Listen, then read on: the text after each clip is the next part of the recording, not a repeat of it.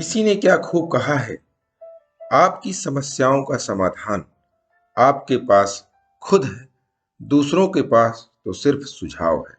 नमस्कार दोस्तों, मेरा नाम प्रेम प्रकाश पांडे है। आज अपने चैनल पर एक नई बेहतरीन मोटिवेशनल स्टोरी लेकर के आया हूं, जिसके जरिए हम आज जानेंगे कि हर तरफ समस्या ही समस्या है तो क्या करें। तो चलिए, चैनल को सब्सक्राइब नहीं किया है, सब्सक्राइब कर लीजिए और देखते हैं यह स्टोरी।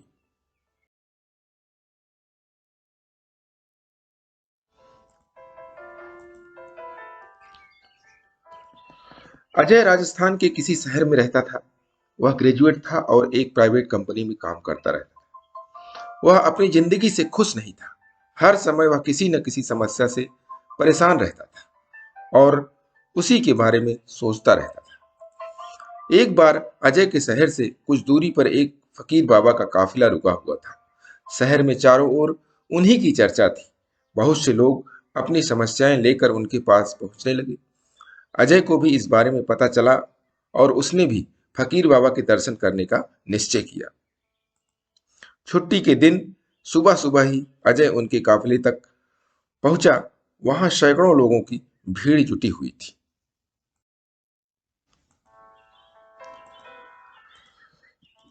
बहुत इंतजार करने के बाद अजय का नंबर आया।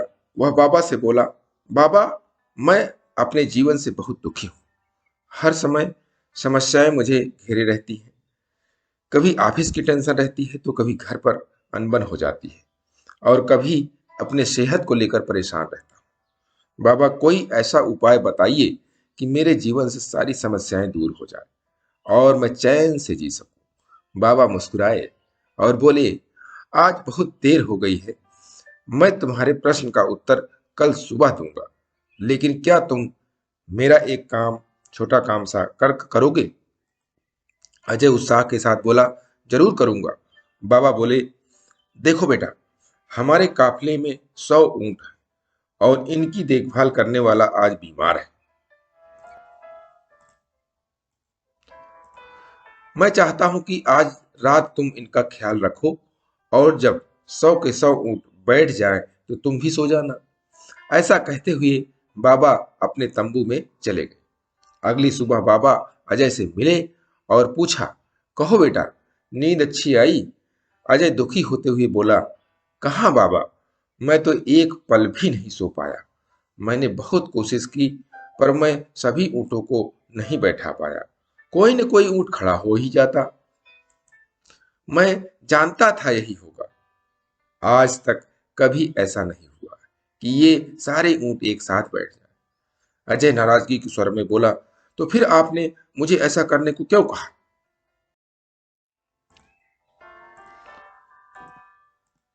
बाबा बोले, कल रात तुमने क्या अनुभव किया? यही ना, कि चाहे कितनी भी कोशिश कर लो, सारे ऊंट एक साथ नहीं बैठ सकते। तुम एक को बैठाओगे तो कहीं और दूसरा खड़ा हो जाएगा। इसी तरह तुम एक समस्या का समाधान करोगे तो किसी कारणवश दूसरी खड़ी हो जाएगी। पुत्र, जब तक जीवन है, समस्याएं हैं तो बनी रहती हैं, कभी कम तो कभी ज्यादा। अजय ने जिज्ञासा बस पूछा, तो हमें क्या करना चाहिए?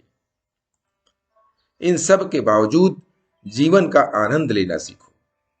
कल रात क्या हुआ, कई ऊंट रात होते होते खुद ही बैठ गए। कई तुमने अपने प्रयास से बैठा दिए, पर बहुत से ऊंट तुम्हारे प्रयास के बाद भी नहीं बैठे। और जब बाद में तुमने देखा तो तुमने पाया कि तुम्हारे जाने के बाद उनमें से कुछ खुद ही बैठ गए। कुछ समझे? समस्याएं भी ऐसी ही होती हैं। कुछ तो अपने आप ही खत्म हो जाती हैं, कुछ को तुम अपने प्रयास से हल कर लेते हो और कुछ तुम्हारे कोशिश करने पर भी हल नहीं होती। ऐसी समस्याओं को समय पर छोड़ दो। उचित समय पर वह खुद ही खत्म हो जाती है। और जैसा कि मैंने पहले कहा, जीवन है तो कुछ समस्याएं रहेंगी ही रहेंगी, पर इसका यह मतलब नहीं है कि तुम दिन रात उन्हीं के बारे में सोचते रहो। ऐसा होता तो ऊंटों की देखभाल करने वाला कभी सो नहीं पाता।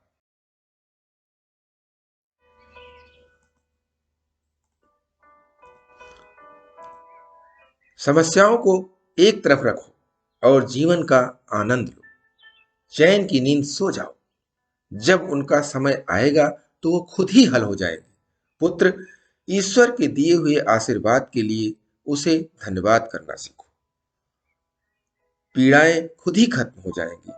तो दोस्तों, इस छोटी सी कहानी से हमें बहुत कुछ सीखने को मिलता है। समस्याएं तो रहती ही हैं, उन समस्याओं के बारे में दिन भर परेशान रहें, 24 घंटे परेशान रहें, ऐसा नहीं होना चाहिए। जैसा कि कहानी से बाबा जी ने हमको समझाया, हमें भी वैसा ही करना चाहिए। और प्रतिदिन सुबह 5:30 बजे एक नई कहानी, एक नई उमंग से करें दिन की शुरुआत।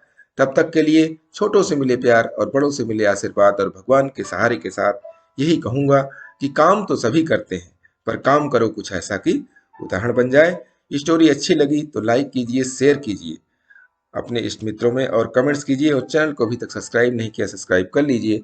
और नई नई बेहतरीन मोटिवेशनल स्टोरी पाने के लिए प्रेस बेल आइकन।